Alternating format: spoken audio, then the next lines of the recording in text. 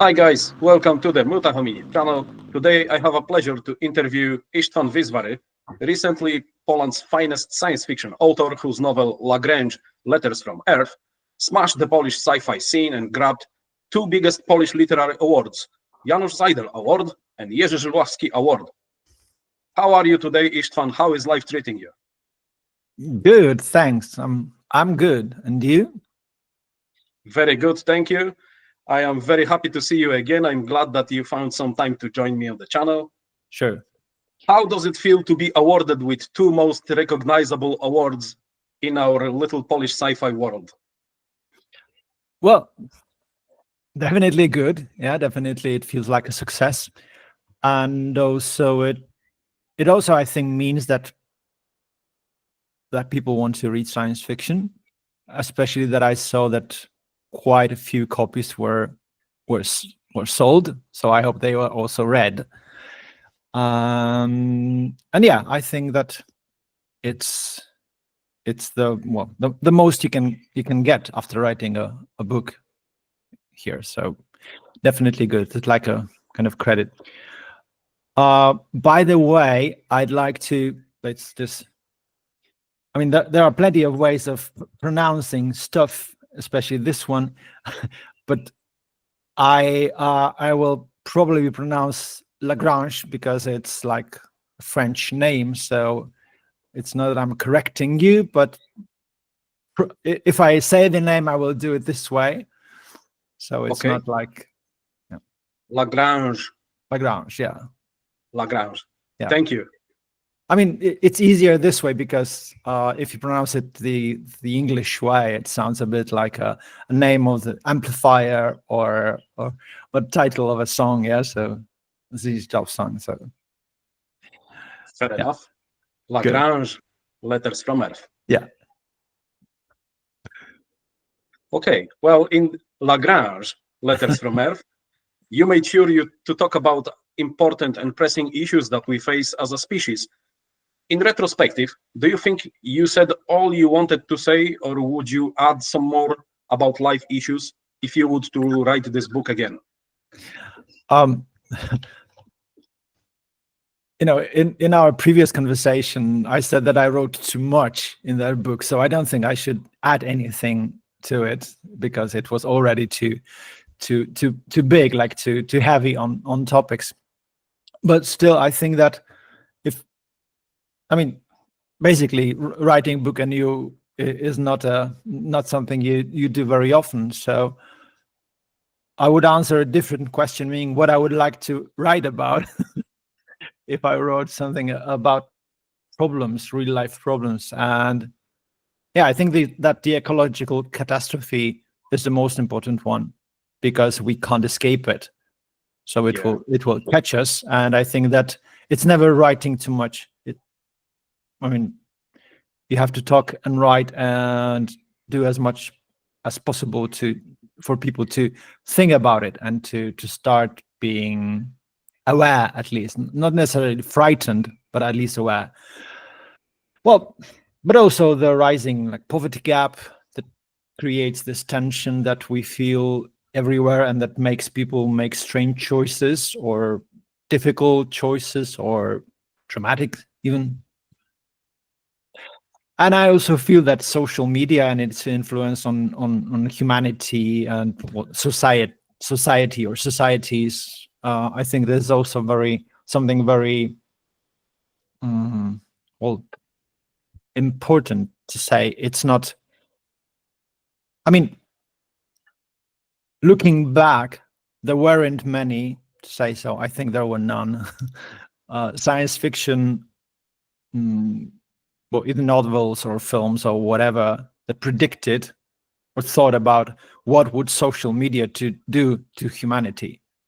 So I think it is a topic that wasn't really thought over, and it's still not, I think. So we have a lot to explore here, and yeah. So that's my those are my topics, I think. So perhaps the new book would not be really in space, would be more in cyberspace? of our social media reality, if that would be still, the topic? Yeah, definitely. Definitely the things I'm thinking about in terms of writing are in here on Earth, either in the real world or in cyberspace. Definitely, because it's hard to separate them. True. The physical world and cyberspace. Yeah. Okay, I'm looking forward to what you're gonna come up with in that topic. Now, Lagrange is not yet available in any other language than Polish so far, but who knows, things may change. Maybe someone will pick it up. And to give a little bit of an incentive, could you say in your own words, what is Lagrange all about? If you would to advertise it a little bit from your own side.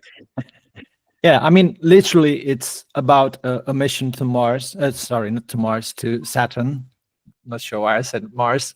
Maybe it's too much Mars in around me. To Saturn, that tries to test deep space exploration technologies, and it goes into strange directions. Definitely not in the one that people wanted it to go. But on a deeper level, it's more about the sense of space exploration, or even dreaming about space exploration.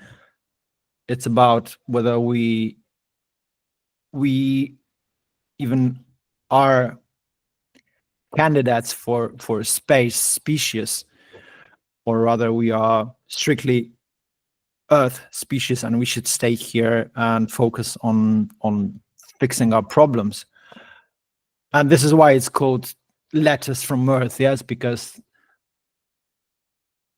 a part of the book are letters written or sent from Earth about the life after ecological catastrophe and various societies that were created, that arose in this new reality. So there are some thought experiments there and kind of visions of how it could be to live after we have destroyed our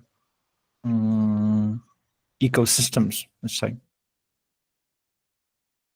Yeah. So I think this is what Lagrange is about. So it's not just pure entertainment, it's entertainment and a little bit of lesson for humanity. I don't think it's entertaining at all. It depends on what entertains you, yeah, of course. I think it's very serious, and I would rather say that it's rather candidate for giving you some, maybe not depression, but at least some hard thoughts, some problems to think about. Yeah, I mean, I wasn't entertained when I read it last time. Well, I have to say that I understand, but even though it is a punch in the gut in one way, it's still a very enjoyable read, and you sometimes need to get punched to wake up, basically. Sure. A little bit. Sure. So I think you've done an excellent job, and people will still entertain that, even though if they close it and think, hold on a second, maybe I should recycle more, or what else can I do for that planet? Because ultimately, this is what you're saying. Guys, wake up. Well, there are no recipes given there, because it's not really clear what you should do. Yeah, I think that the most important thing is to admit that we are in catastrophe and not fear that there will be some catastrophe coming. It's already happening. Yes, it's like we are past the end of the world. We are the end. The world as we knew it has ended. Now we are in a different world, and the sooner you admit that it's happened, the better. I'm not sure about recycling. I'm not sure about not taking a car. I don't know about these things, how these things really change anything. So it's up to people to decide what they should do. Maybe there isn't anything to do. I mean, maybe you should simply accept that you're in a catastrophe and adapt. We're quite adaptive species, isn't it? What basically separates us from a lot of animal kingdom. There are some interesting in both good and bad ways ideas about helping us out with climate change if we are going towards like rising temperatures. Just recently, a plan resurfaced again, because that plan is not new. Was about dimming the Earth from space, basically by either spraying something in the upper parts of atmosphere, or having something floating on the Earth's orbit to basically reduce the amount of sunlight we get. Now, I'm not going to go into details of what can go wrong, because we're all sci-fi lovers in there and we can imagine it ourselves. But you see something like that, and it's like there is a little bit of political will, but then it's held against people trying to buy more solar panels for renewables, and you're thinking, hold on a second, guys, this is just like mixed signals from the government, and it's hard to get people on board with this. I think that one of the most important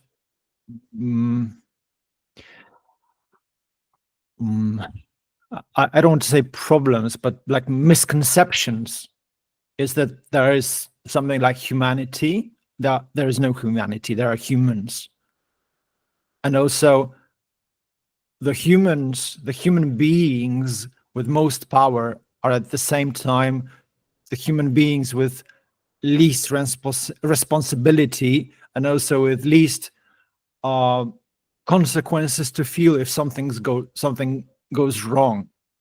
So knowing from our history that whenever we try to influence any ecosystem on a large scale, we failed miserably. We introduced more problems that we wanted to fix. It seems obvious that if we try something like spraying, I don't know what can be sprayed. I read about some minerals, for example, or closing or shutting out sunlight from space, by using, I don't know, mirrors, whatever. It seems like it sounds more like an idea that someone might try to implement more for feeling powerful than really for the benefit of anything, because the consequences are not predictable in any way. You can't predict consequences of something that big influencing that large system such as Earth as a whole. So I don't think anything can predict what would happen. So I feel rather those ideas, if they would be implemented, it's rather for entertainment. That's my feeling, or for someone feeling powerful. It could have been a publicity stunt. Some politician says, yeah, let's do this, and then he gets his name up there. Maybe. Or simply just to, believing that it will help, but not having to bear the costs of it. Because if things go south, people who started it will definitely not feel the consequences. They will be isolated from it. So that's true. At least they hope so. Yes, it's hard to tell. Yeah. And apart from degrading environment, you obviously mentioned social media. That's recently its influence on the world is something that's deeply on your mind. Is there any other topic like that that's very important to you that is recently capturing you? Something you would like to explore and write about? I'm not sure. I mean, definitely what's interesting to me is like the fate of a single person that lives in this world, that is not a person that doesn't want to be a part of this hyper crowd that comprises, the social media based societies, but rather that is alone in this or that way. That's more interesting to me now. So yeah. So I'm not sure if this is something. I mean, the power of social media to create those crowds gives the impression of there being no single humans, of that it's not possible to be simply yourself. There is this impression that you always are a part of some crowd, of some bigger group, because if you're not in I don't know, in Facebook or whatever social media are popular now, you aren't, you aren't seen, you're You're invisible to excluded others. from the group. Yeah. Yeah, but still there are some people that are still alive, not in the traditional way, simply living their lives. Yeah, I believe so. Alive in traditional way. What a world we live in, that so this kind of sentence had to appear. Alive in traditional way, analog way maybe. Yeah. But here's something about social media that maybe will be more of a food for your thought. I have recently watched a YouTuber talking about how social media basically changed from being social and connecting people to being more media than less social. Basically, it's all about not showing the picture of me because I've done something interesting and I want you to know. It's about exporting the media, which is me and my life. So either hundreds of photographs on Instagram that look less and less attached to reality because they just made to look beautiful, put filters on, create this specific scene that has nothing to do with your life because you're not actually doing it. You just made there to make a snapshot because you're an influencer and you're going off with doing something else. Same thing goes with creating YouTube videos. When YouTube started up, it was about showing videos of whatever you're creating. Now it's basically a business. You have people telling you how to do it, how to hook the viewers, and it's no longer an experience of you. It's now experience of the industry, if I may say so. Even if that industry is made by single individuals like me and you, someone has an Instagram here, someone has a TikTok, someone has a YouTube channel, someone else is on Facebook. It's increasingly less and less about people being connected and more about pumping out content for others to see. And soon enough, who's going to be seeing this? That's just something that I don't know what to say about. It just left me with, well, it still leaves me with thinking about it. Well, the trend here is to let the let's say AIs to watch stuff for you and to read stuff for you, summarize it and give you some some short extracts. So maybe those lots of contents will be eventually filtered out to give you only what you really want to see, and this way it would turn in a circle and leave you again with only this content that it's valuable, relevant, and so on, provided of course that you can train those AIs to give you what you wanted. So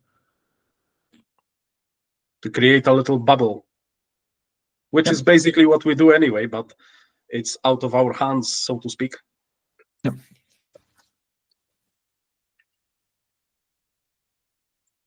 And how do you feel about solarpunk as a literary movement? Because obviously solarpunk would have a lot to do with environment and the pressing issues that we have currently on the planet. No, I haven't read much or so much. only a little. But from what I understand, there are, I would say there are two types of solar punk that I'm aware of, two flavors.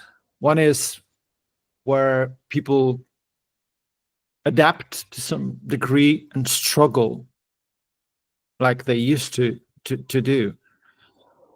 They accept they are part of the ecosystems, they are biological creatures, and they gain happiness this way by being connected to the world and being dependent on either their own or their close, those little societies that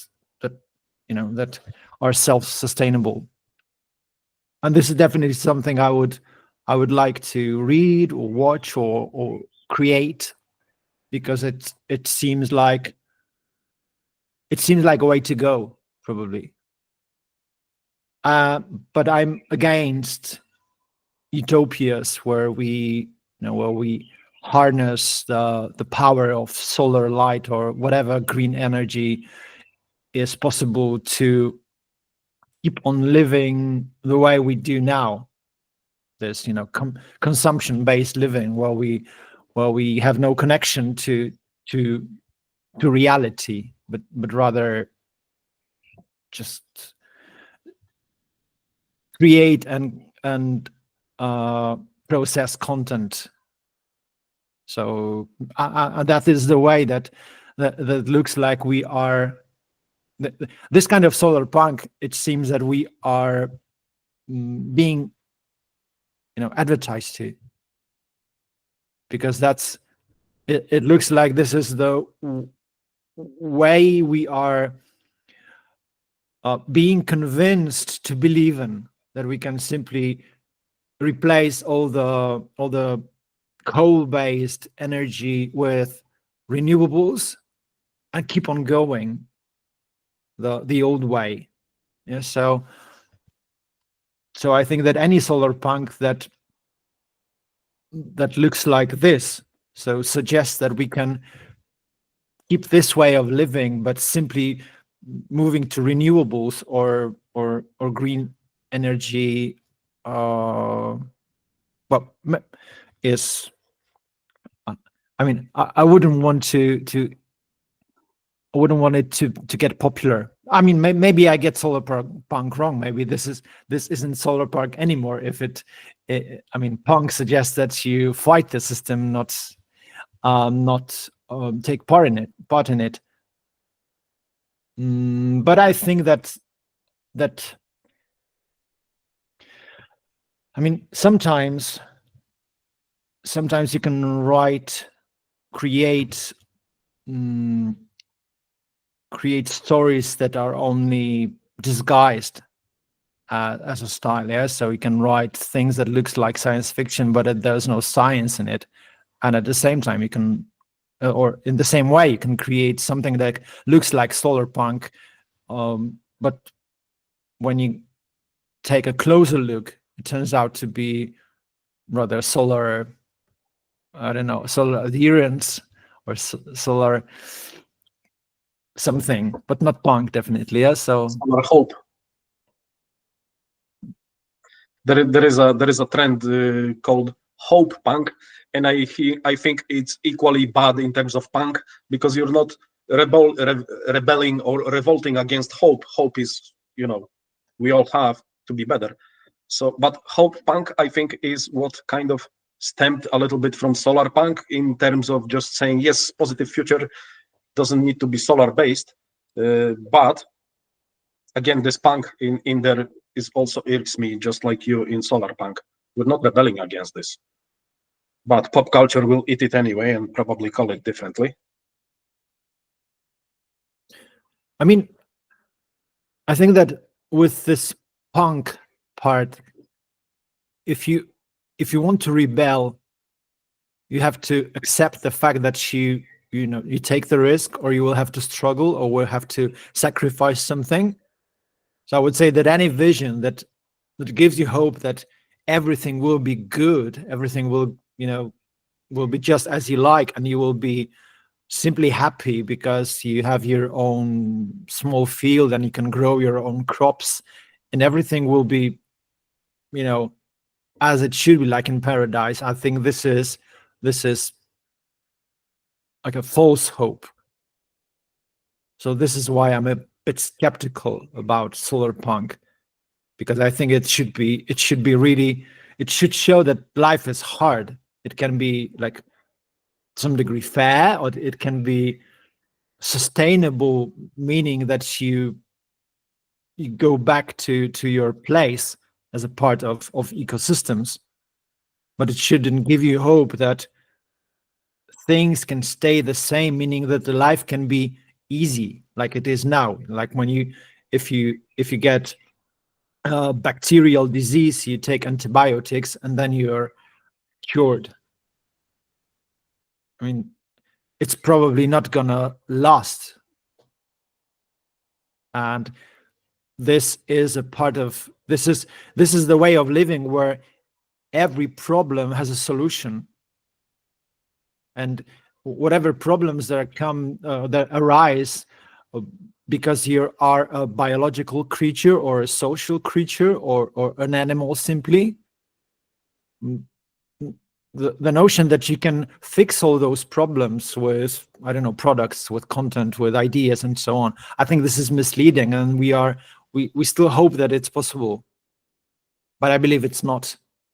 That the one thing that we should accept is that we will fail again and again on various levels. It stings, it hurts, because it's so true when you say it. I'm still saying, no, please, technology will save us, science, let's go, figure it out. But at the same time, you are correct. We will fail, even though we will attempt. Yeah, so there is no problem with trying, of course, to fight those obstacles. But at the same time, I mean, it's like this notion that we have in a civilization that death is a failure and not simply your fate. If you die, you fail to live or to survive. Yes, I mean, that's sick. There are guys who are saying death is a disease, and they want to make it a curable disease. If that approach is not something that basically just says what you don't like, there are people who will say, no, hold on. Even yesterday, I read an article that if you live, okay, it's a clickbait article, fair enough. If you live by the 2050, you get to live forever. Yeah, provided that you have enough money. And storage on your hard drive, probably. I don't know. Because sometimes I believe that biologically it's not going to happen, and digitally, this is a topic for a different conversation, whether it's still live. Yeah, of course. It's an interesting topic, although again, yeah. So if you would be offered quite a good chunk of money that you would not be able to resist, and someone says, Istvan, now write us a good solar punk novel, or at least a good short story, how would you go about writing your own solar punk? Yeah, I would definitely write a solar punk novel, but people would have to die there and to suffer there and to struggle there and be happy at the same time. That's it. So it would be probably about some new era hunter-gatherers that are at the same time technological and part of the ecosystem they live in. But still they would be humans, yeah, so they would love and hate and want to rule the others and so on. So yeah, no problem. Give me the money. Give me the time to write it. Because yeah. I think that would come out really good, because I even say this could be a follow-up to Lagrange. or maybe not a follow-up. Let's leave you with artistic opportunities to develop yourself. But you have a little bit of those hunter-gatherers over there already. Yeah, definitely. And I also included there this vision of something that would be a mix of religion and technology. I called it, I think, Science Church, that is about giving people solutions based on technology, but the solutions that are like viable and solve the real problems without at the same time giving them the feeling that they are outside of nature or above nature. So I think that you could write a solar punk novel in this as a continuation of Lagrange, definitely. Yeah. And what do you think about rising power of big tech companies building AIs pretty much just about everywhere, while we already know that expensive use of language models is costing ton of money, ton of electricity, is using up so much water, and yet AIs turns out to be just about everywhere, anywhere you look? Well, I think it's everywhere because it looks very promising, and at the same time, I mean, firstly, it is a tool, a very valuable tool for like learning or doing research or doing lots of various stuff. And it's like any other tool. Yes, it's either a benefit or a hazard. Yes, to quote Blade Runner. And the hazard here comes with this notion that it's something more than it actually is, because we tend to talk about those AIs, like language models, in terms of human beings, like it thinks or it believes or that kind of stuff. So we lose the distance that we have. We lose this kind of skepticism. Yeah, so because it is shaped so it pretends to be human, we tend to treat it as human, and it isn't. So I think that the biggest danger here is that people will tend to trust it, or to trust it like beyond the proper limit, or that people will abuse it in the way that they will like leave decisions to it, or tend to ignore the limitations. Maybe abuse is not the best word, but use it in the wrong way. Yeah, so those are my fears. Not that it will leave everyone unemployed, but rather that it will lead to very serious problems when used in the wrong way.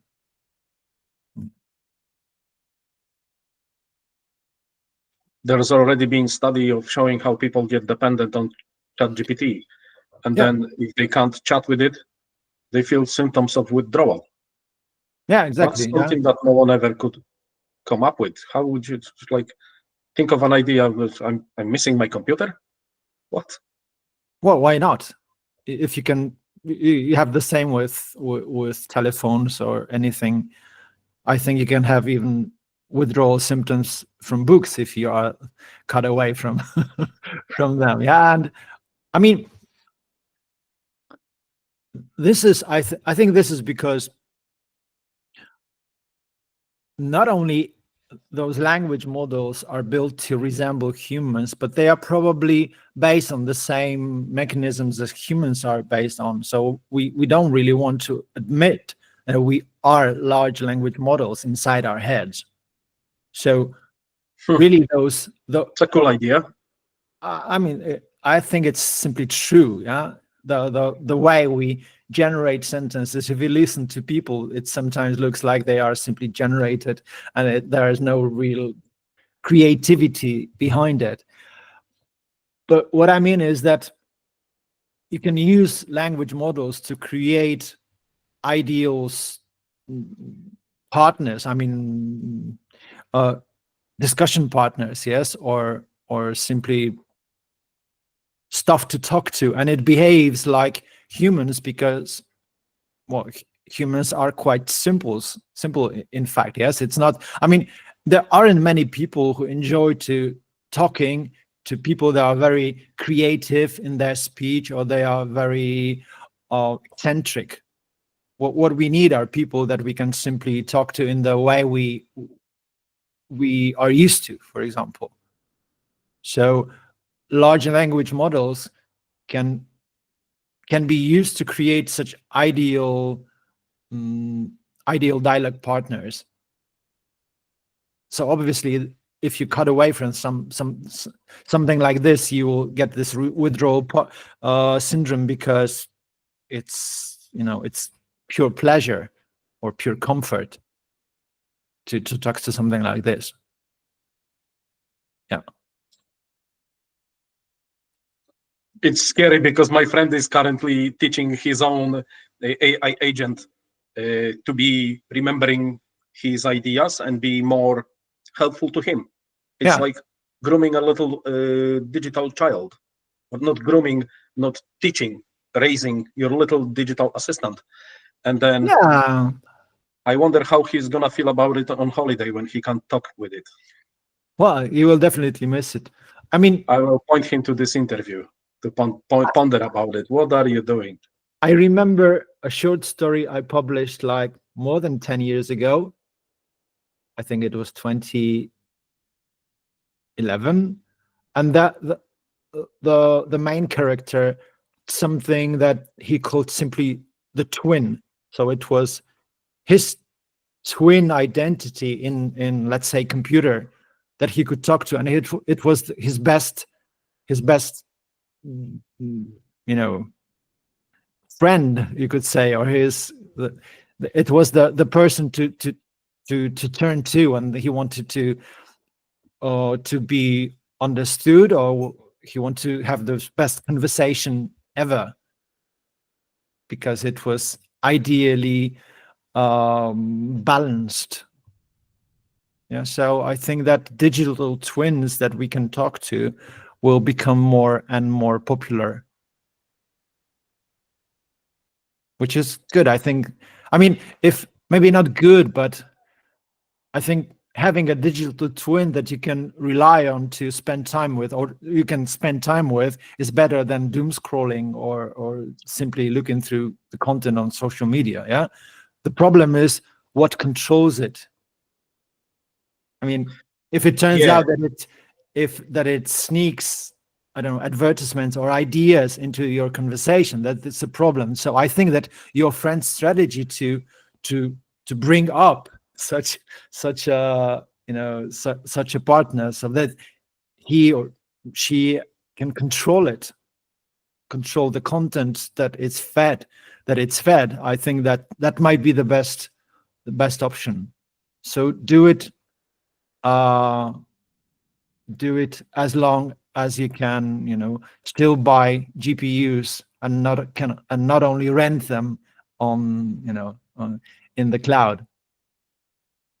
That's true. Yeah.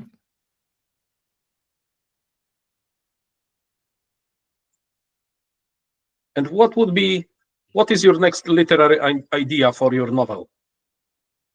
Well, are you coming up with something already? We talked a little bit about it, and I think that so you're set on writing your next novel with a bit of social media. Now I think that if I write, I mean, there are plenty of ideas, and it depends a bit on, I don't know what causes a person to choose one idea or another, but it's either about ecological catastrophe and how we react to it, or about this, as I said, this loneliness of people that we tend to miss for various reasons. So it's definitely not space exploration. Yeah, I think that's. Forward to this. Just please don't make us wait 6 years. I don't know how long it will take, but I hope not that long. Yeah.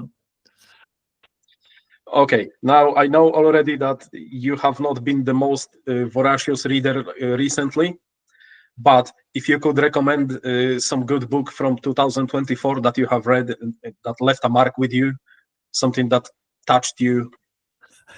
You mean a book published in 2024? Then probably, I mean, I'm not sure what I read in 2024 that was published then. It was probably something around, I don't remember any titles. In fact, I remember reading lots of Polish sociological sci-fi from the 80s when I was preparing for Glasgow WorldCon. But I'm not sure I would recommend any of it, maybe except for Paradisia. And it probably was translated to English. I think it was. And why would you not recommend the ones that you've read? Are they outdated already? I mean, I don't actually like the idea of writing a novel that is, or writing a story that serves the purpose of describing society. And I felt that those novels are mostly about societies, and the main characters there, the protagonists, were only, means to describe the society. So they were a bit artificial. It was always someone new that comes to the society. For some reason, they are new. I don't know. They either wake up or come back, and they have to learn how the society works, and then they either adapt or fail. But it's always about describing our future, and that's how I felt. It was like trying to think about how the future might look like. And those, I don't know, 5 or 6 that I've read weren't too successful in their, I don't know, if predicting. I don't really believe in science fiction predicting future. But at the same time, it looked like they tried to predict the future. Yeah, so this is why I don't really like them. Yeah.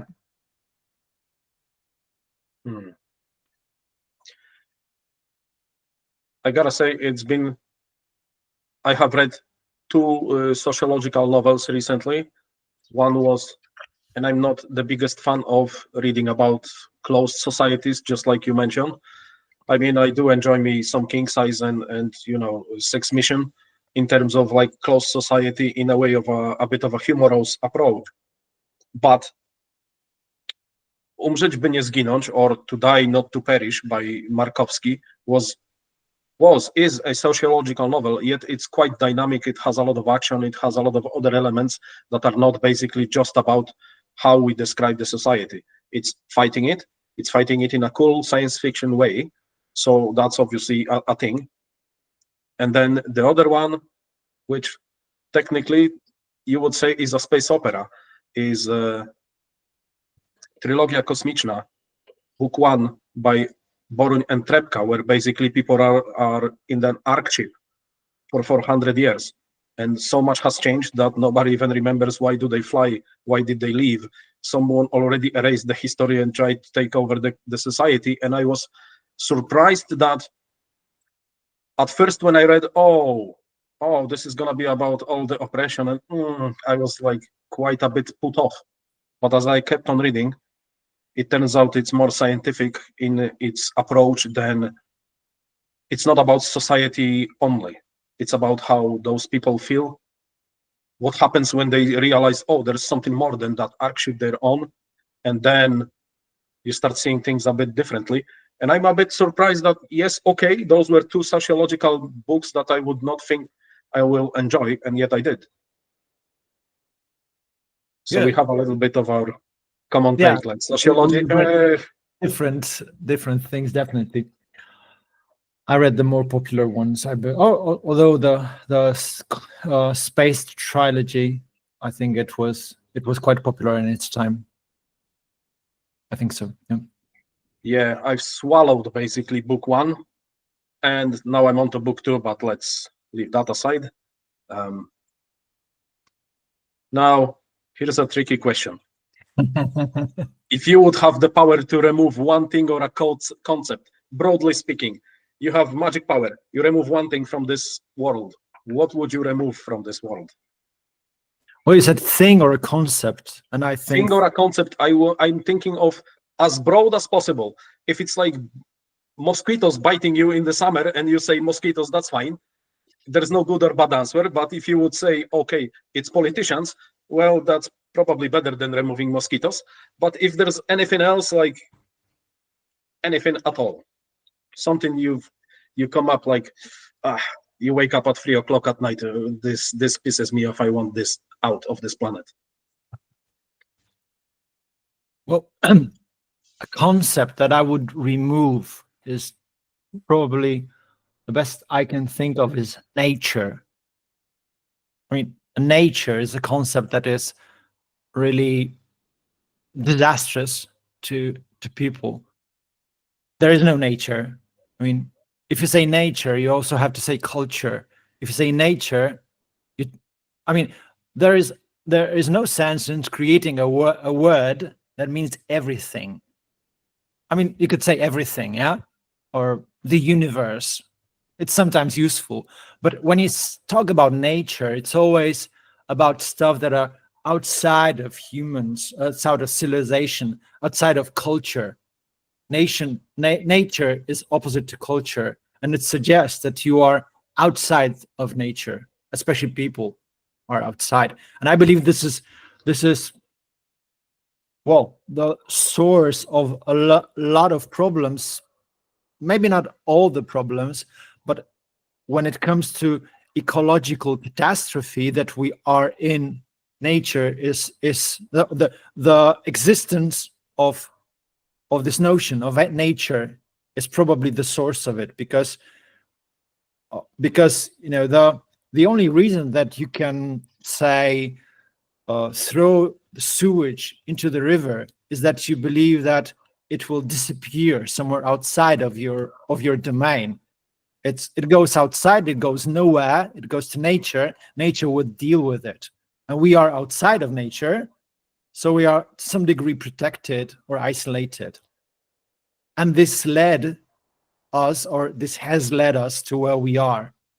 If we always knew that there is nothing like nature because we are a part of it, so it's simply the world and it's simply what we are in, we would never, destroy ecosystems, because it would be like destroying what we are in. Yes, I mean, I remember something like a strike in Naples, and it was like the strike of people who collected garbage from the city. So the garbage was left there for 2 weeks, I think. The rats turned out, and it was simply, you couldn't really live in the city because of all the garbage that was growing in heaps or even more. And it showed that we rely so heavily on this concept of something outside of our cities that will, absorb what we create, of the waste we produce. That if we were ordered to simply forget about it and say that whatever waste you produce, you have to live with it, we would see what we really produce and what assumptions we make.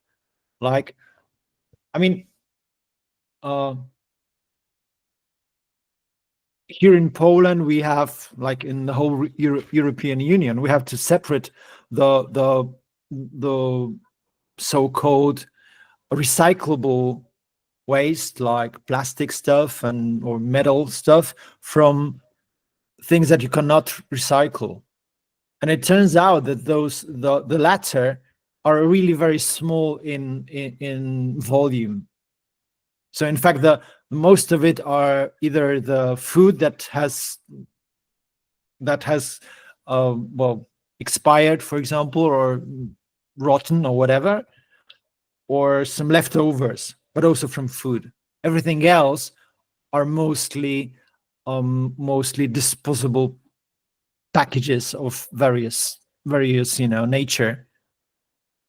And the idea that there can be something disposable relies on the idea that you can run away from the consequences of throwing it away, or trying to, they aren't recycled actually. You can't recycle most of the plastic. It's rather either thrown away somewhere else, I don't know, in some other countries, or most often it's simply burnt. So nature is a notion that we created because we felt, or because we wanted to believe, that we aren't part of it, that we aren't biological, that we can escape the consequences of what we do to the rest of the world, that we can, for example, that we can escape death, that we can escape suffering, that we can escape the consequences of whatever we do, really. So I believe that if we overnight, the world as a whole forgot about this word nature, and understood that nature is what we live in, there's simply no need for such word. It's simply the world. I think that it would really help us understand that we cannot escape the consequences of what we do. We cannot either throw it away or ignore it or find some way to overcome it. I mean, it requires definitely someone understanding this better to explain it. But you can always try to read more about it from people, I don't know, like Tim Morton, who wrote this book, Ecology Without Nature, for example. Yeah. It's interesting how one seemingly so innocent word can have such huge consequences in the ways we think about the world, in the ways how, as you say, we see ourselves on the background of nature rather than part of it. Yeah. Rather than nature being us with everything. Yeah. I was expecting like a corruption or something. Wow. Okay, thank you. That's something to ponder about again. Yeah. Good. Okay, now something slightly different. What interesting person from the world's history, either someone who's already been gone or someone who currently lives with us, who would you like to talk to? I mean, you have a chance from everybody resurrected from the history. You can choose anybody. Well, it depends probably what you mean by history, because the first thing that comes to my mind, or the first person that comes to my mind, is my grandfather, whom I didn't have a chance to talk to because, I mean, the Hungarian grandfather, is I'm half Polish, half Hungarian, and because I have never properly learned Hungarian, I didn't really have a chance to talk to him about like important stuff.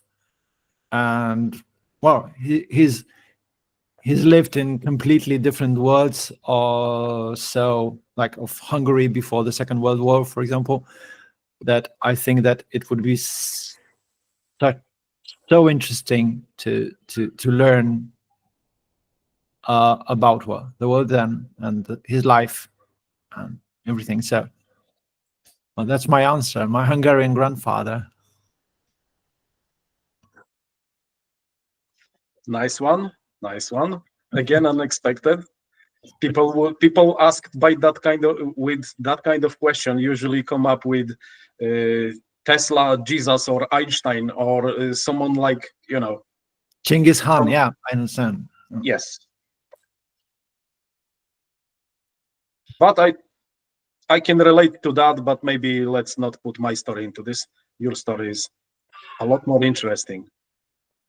Okay, Istvan, we have pretty much exhausted the questions, apart from one, because as readers and viewers already probably realized, you are not the person taking life lightly.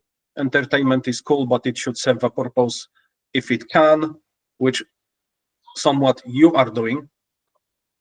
If you would have one message that you can bring to the world, tell everybody what Istvan is saying. Look, guys, eyes on me. I say this. What would you say? I mean, I don't know. What I believe is that we should live simple. Yeah. So if I was to condense it into one sentence, it would be something like, I don't know, make love, not technology. I think that would be live your life. Yeah. Your true life. So those are two sentences, but I think they are equivalent. It sounds good. Yeah. It sounds surprisingly strong in the way that it's really a simple message. Live your life, but we're all abusing mobile phones. We're all constantly connected, constantly worried about something, hundreds of messages per hour. And instead of that technology, we should just make love. Yep. I love it. I absolutely love it. Thank you very much, Istvan, for your time. Yeah, hopefully, I will see you very soon in June on the convention. Yeah, that's the idea. Yeah. And thank you again for seeing me. Thanks for having me. Yeah.